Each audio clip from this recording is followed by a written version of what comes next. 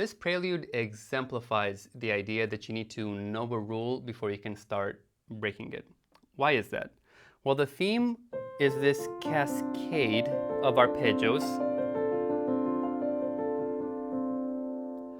under which lie these sequences of trills and of polyrhythms that really have a life of their own. So they're begging at you to tug and pull at the rhythms so that, well, you can breathe some life of their own into them. However, if you can't play the trills and the polyrhythms in a very strict fashion in relation to this water wheel of arpeggios in the right hand, you really just end up with a hot mess on your hands. So first, you need to be able to play robotically, metronomically, and only then can you start playing around with the rhythms. So in this episode, let's talk about these three musical demands of the piece: the arpeggios in the right hand, the trills, and the polyrhythms, and some techniques you can use to help master these musical demands and satisfy them, with an emphasis on the polyrhythms. So if you've ever been a little iffy on how to play polyrhythms, this is the episode for you. So first things first, the right hand arpeggios. At some level, there isn't much I can say about this because it's a foundational exercise. You got to play your scales in your arpeggios. So you need to work with your teacher or by yourself to figure out what is the best technique for you to play these big arpeggios where you're doing this thumb switch or bringing the hand over the thumb, however you want to call it. However, let me give you one tip that I think applies to absolutely everyone, and it's something that really opened my eyes. The idea is as follows. It's actually something that you should be applying anyways. You want to always feel the bottom of the keyboard. You want to dig into these notes in anything you do, even if it's very, very fast.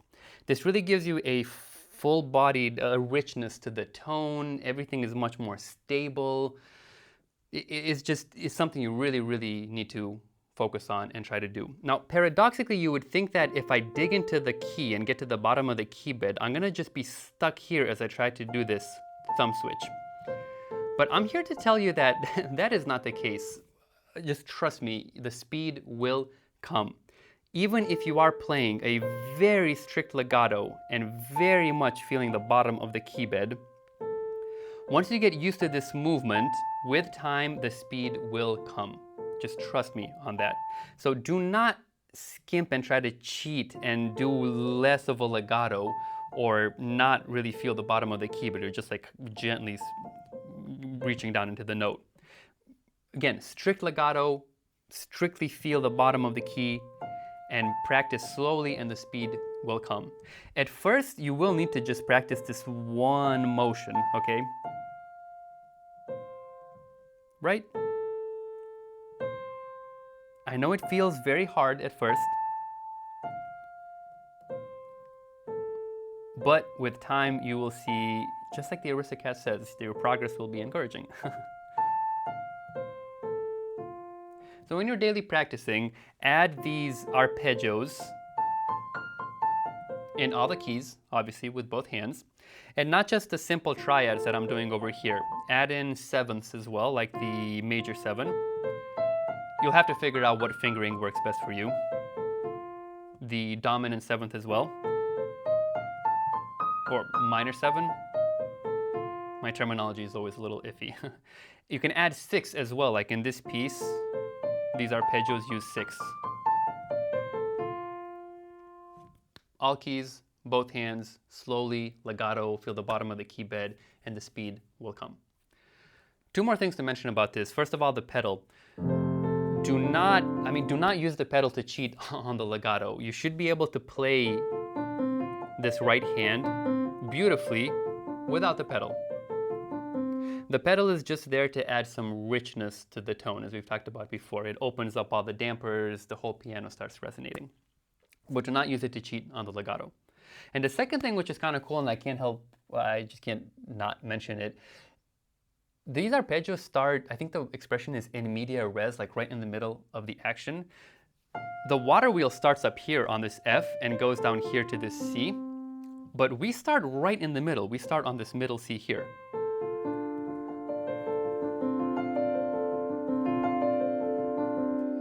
So the downbeat happens in the middle of this wide shape over here, which is very interesting. So every time you feel the downbeat, it feels like you're starting in the middle of the arpeggio, which is very, very cool. All right, let's now talk about the trill. And again, I want to emphasize the trill, the whole sequence from bass note, entering the trill, exiting the trill, dissonant notes to resolution. This whole sequence should have a life of its own, should lie underneath this water wheel, this motor of arpeggios. But we need to play it strictly first. So how do we do that? Again, at some level, this isn't really the forum for me to talk about how to practice trills, because it's another foundational exercise. In fact, it's the foundational exercise. I think Liszt mentioned that. I would say it's not just trills, but tremolos as well. Tremolos are just trills, which are a little further apart. So let me, just like we did before, give you one tip that I think, it's not a tip, I mean, I think it's something that's crucial to the very lifeblood of trills that should help you with your practicing. And the idea is to play very... Okay, the idea with trills is that they're not loosey-goosey. Even at the fastest tempos, if you were to slow it down, there will still be a very clear, robotic bum bum bum bum bum bum bum bum. You see how on every downbeat I'm starting the trill on the C? So even at the fastest versions, there is still a very strict following of where the downbeat is. So the best way to practice that is to try to keep two separate trills in sync. So I almost always practice my trills with both hands, playing very slowly, making sure they're in sync. 1, 2, 3, 4, 1, 2, 3, 4, 1, 2, 3, 4, 1, 2, 3, 4. And you'll notice that if you try to play the trill too fast before you really have it under control, I'm out of sync. At this point, I started going like this. You can see how I'm no longer in sync with the trills. They're out of sync. So if you practice them both hands together and force yourself to stay in sync, first of all, the speed will be very slow, but you will practice the trill the way it should be played. Not loosey-goosey, but essentially metronomically. So practice with both hands together in sync. Practice with different fingerings. I mean, 2-3 is classic. 1-2 is very useful. 3-5, honestly, I found very useful, especially in the right hand. 1-3 as well, very, very useful. And practice white keys, white and black and white. And not just with the two hands playing trills in sync, you can try to keep the trill in sync with something else. So for example, this piece is a great technical exercise.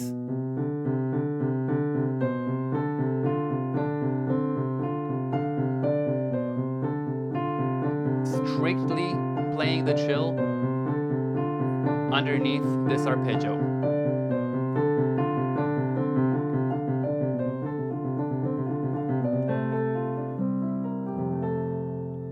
And slowly work up the speed. I still really need to work on my trills. It's something, I think it's a lifelong thing to play beautiful, very clean trills. But this is really the way to do it, okay? Keep them in sync together. Now, polyrhythms. We've come to the meat and the potatoes of this prelude. First of all, everything I've said about the trills applies to the polyrhythms as well. The whole sequence is something that lies underneath the right-hand arpeggios. And the secret to polyrhythms is that you need to be able to understand them at two levels. There's two sides of the same coin.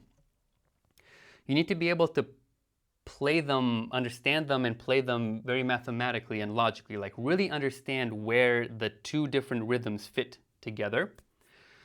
And you need to be able to feel them at a more subconscious, rhythmic dancing level. Because if you only play them mathematically, for example, you only understand them logically, but you don't feel them more subconsciously, you lose that important connection with the beat that you have when you dance, for example, and you're not very conscious about what's happening rhythmically. On the other hand, if you only play them loosey-goosey and you just try to go by feel, you will end up, as I said at the beginning, with just a hot mess on your hand. They won't sync up together. It will sound too just iffy, too loose. So you need to both feel them and also understand them very logically. So first of all, let's understand them logically, because that is really the first step. How do you know where the two rhythms fit together, how they fit together? I'm going to be essentially walking you through something that I learned from Adam Neely. I'm going to link the description below. He talked about this in the context of playing a 7 against 11 polyrhythm, which is just ludicrous. I cannot believe there are so many people who can like reliably play 7 against 11. It's just out of this world. But we're not doing 7 against 11. We're doing 3 against 4, which, like 2 against 3, is, I think, very, very foundational. So hopefully I'll figure out how to edit this in post to have some examples and draw, because just with my hands it's not going to be enough. But you should take out a piece of paper and let's do this 4 against 3. First of all, you need to decide if what is your foundation, what is more important, to feel the 3s or to feel the 4s. And in this case, I think the foundation is 1, 2, 3, 4. One are these 16th notes in the right hand. Okay, the right hand arpeggios is what grounds the piece, and we're going to try to fit the triplets within those 4 16th notes. So write down 4 rows, okay, on a piece of paper. These are your 16th notes. 1, 2, 3, 4. 1, 2, 3, 4. Now we're going to try to fit triplets within these 4 16th notes. So for every row, write down 3 numbers. 1, 2, 3. 1, 2, 3, 1, 2, 3, 1, 2, 3. So now you have a matrix, it's called, a grid of 4 rows and 3 columns.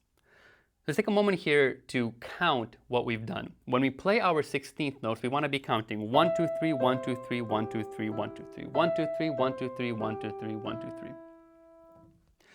And now the magic happens, the mathematical magic. What we're going to do, just trust me that this works, is we're going to circle every 4th number. So we start with the first one, we circle that, and we count 1, 2, 3, 4. And repeat. 1, 2, 3, 4. Repeat. 1, 2, 3, 4. So now we've exhausted all our numbers, and we've circled 3 of them, right?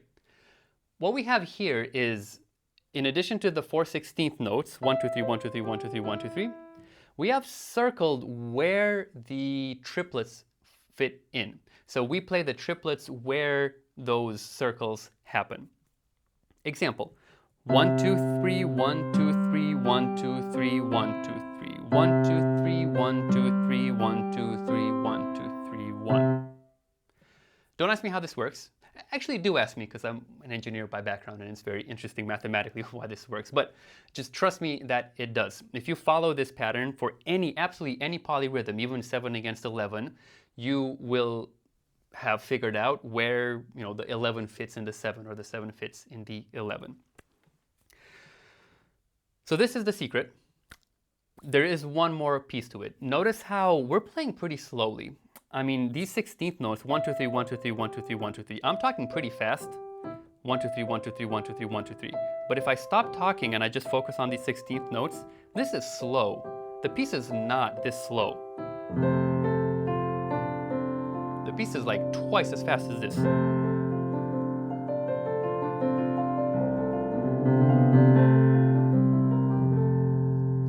But if we were to play our 16th notes that fast, 1, 2, 3, 4, 1, 2, 3, 4, 1, 2, 3, 4. Can you imagine trying to say 1, 2, 3 for every one of the 16th notes? 1, 2, 3, 1, 2, 3, 1, 2, 3, 1, 2, 3, 1, 2, 3, 1, 2, 3, 1, 2, 3, 1, 2, 3, 1, 2, 3, 1, 2, 3, 1, 2, 3, 1, 2, 3. I mean, I'm already basically no longer saying 1, 2, 3, 1, 2, 3, and I'm still not up to tempo at speed. So when you're practicing the mathematical way, 1, 2, 3, 1, 2, 3, 1, 2, 3, 1, 2, 3, 1, 2, 3, 1, 2, 3, 1, 2, 3, 1, 2, 3, 1, you're practicing slowly. To get to tempo, you need to do a little trick. First of all, surprisingly, well, maybe not that surprisingly, if you can play it rigorously slow like this, when you get to tempo, something will have remained in there. And even if you're no longer counting 1, 2, 3, 1, 2, 3, 1, 2, 3, 1, 2, 3, and playing along with the circled numbers, there's still something there that makes it come out well. But that won't be enough, in my opinion. So my tip is as follows. When you're playing at tempo, when you can no longer count 1, 2, 3, 1, 2, 3, 1, 2, 3, 1, 2, 3, be conscientious of pairs of notes in the different polyrhythms that are very close together. So for example, the first notes are together, obviously. Now, 1, 2, 3, 1, 2.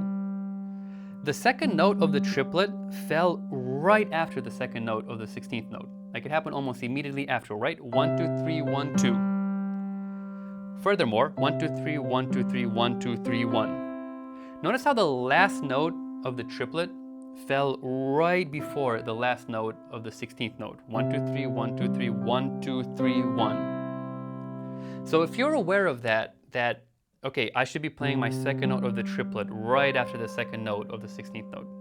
And conversely, I need to play the last note of the triplet right before the last note of the 16th note. If you're aware of that, you can start going by feel, like I mentioned before. Combined with the foundation, the mathematical foundation that you've like ingrained in yourself by playing slowly, you will end up being able to play this at tempo. And it sounds good. I mean, I think I played that well. So that's a secret, really, well, secret. Yeah, I guess it is kind of a secret. For any polyrhythm, do this grid that I talked about. Practice very slowly, counting out loud. See how fast you can go, like 1, 2, 3, 1, 2, 3, 1, 2, 3, 1, 2, 3, 1, 2, 3, 1, 2, 3, 1, 2, 3, 1, 2, 3, 1, 2, 3, 1, 2, 3, 1, 2, 3, 1, 2, 3, 1, 2, 3, 1, 2, 3. And then notice, be conscientious about where notes are very close together so that you can apply that when you're playing at tempo very fast. Okay, that's it for the polyrhythm. Before we play the piece, let me just spend 30 seconds, 60 seconds talking about the harmonic analysis, because there's really not much to say. I mean, we're in F major, we play in F, we go to C major, that's the dominant, the 5, we're back at F. And then we do something which, again, is just very standard. We have the 4 chord, but instead of going directly to the 5 chord, to C major, we go to G major. G major is, I think it's called the secondary dominant because it is the 5 of 5. So in the key of F major, we want to play a C, the 5 chord. What's the 5 of the 5 chord? The 5 of C major is G major. So that's what happens here. We got B flat, 5 of 5, C major, and C major resolves to F major. And that's pretty much it for the harmonic analysis. The one thing I do want to mention, which tripped me up a little bit, when we get on this 5 chord, this C major, the right hand, I mean, it looks like we're playing some sort of an F chord, but we're not. It's just that this 5 chord is very funky. It's not only a sus chord, so normally we would see an E in the C chord, but it's a sus, so we're playing an F. And not just that, we have also the 9th, that's why we have this D over here. We have the 13 as well, that's what the A is. So we're basically playing a C chord with just all the notes, a C13 and it's a sus. We're missing the most important note of all, which is, well, I guess the most important note of all is C. We're missing the second most important note of all, which is the 3rd, the E, and playing everything else. So that's what's happening. Even though the right hand looks like it's playing an F6, no, it's playing a C13 sus. Okay, that's it. Hope you enjoy this. Let's play it. Boom, boom.